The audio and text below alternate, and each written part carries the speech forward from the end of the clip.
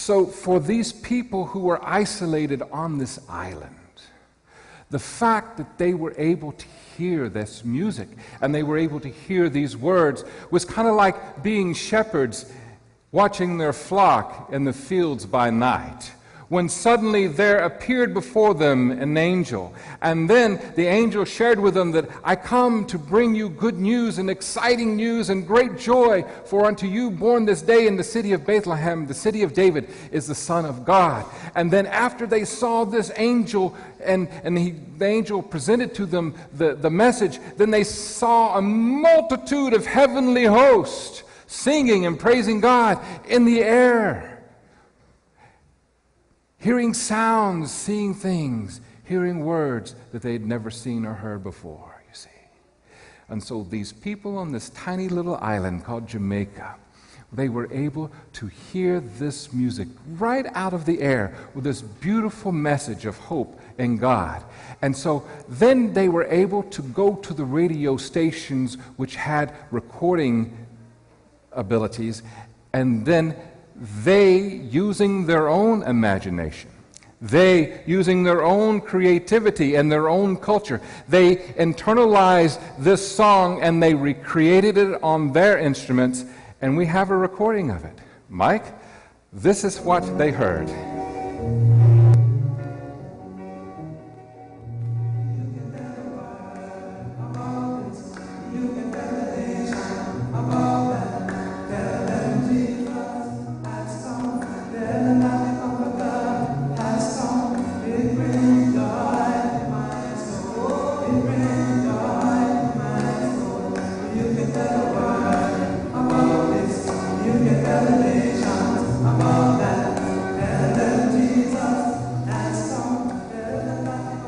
Isn't that amazing?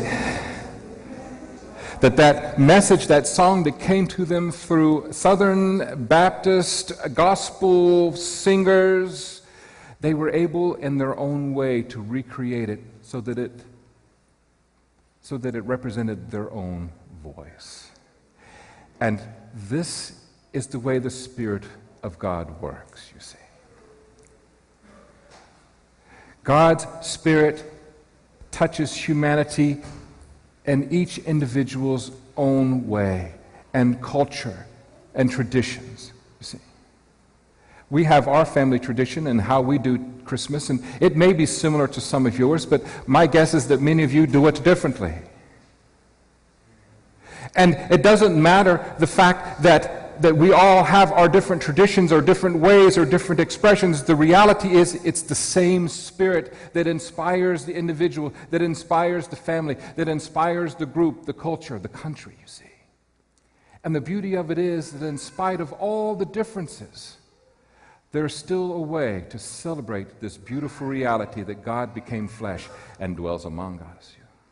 We've been sharing this story now for over 2,000 years. Repeating it, watching it in the children's pageants.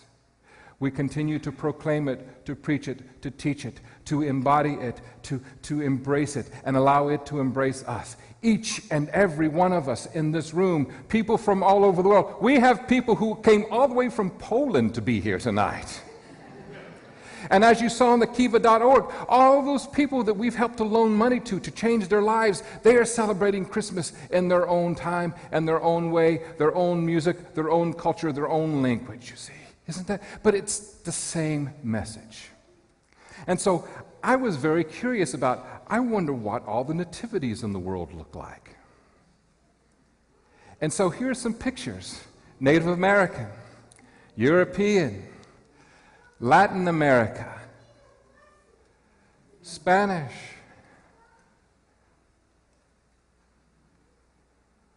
people from all over the world. This is done with needle and thread. Look at this, isn't this beautiful? All these different expressions. How do you like having a polar bear and a seal at the nativity? Oh, African. People all over the world using what is familiar to them, using the instruments that they have, using their language, their culture, their colors, their images, their symbols to recreate Jesus, who knew was born in a teepee. Asian cultures, China, Japan, Indian cultures, all these beautiful recreations, some familiar. These are the Polynesian islands, Pacific Islander representation of it. There we go, a seal and a fish at the altar with Jesus. Japanese, Central America. I think this one's French. Oh, the French, they do it big. Isn't that cute? Just the sweetness of all the people all around the world who've taken that same story that we've recreated now for over 2,000 years.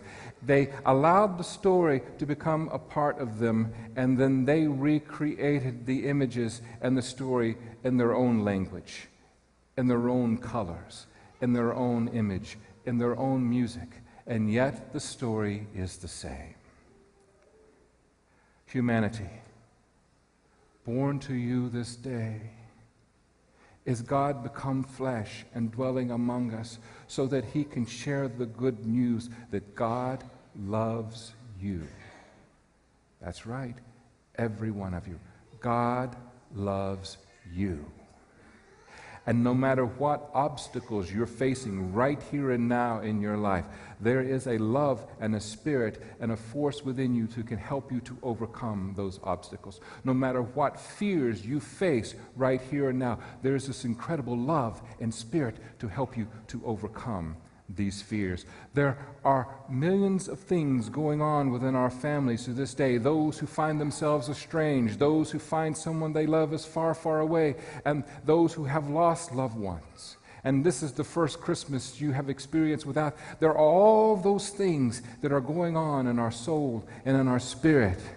And yet, hidden deep within each and every one of us is the birth of that spirit which says, I love you. I am with you. You're not walking alone. You've heard many lies before. You've heard misrepresentations of my message to you. Now I give you one who is me. And he proclaimed good news to humanity for all time. God loves you. So this is my Christmas hope for all of us tonight,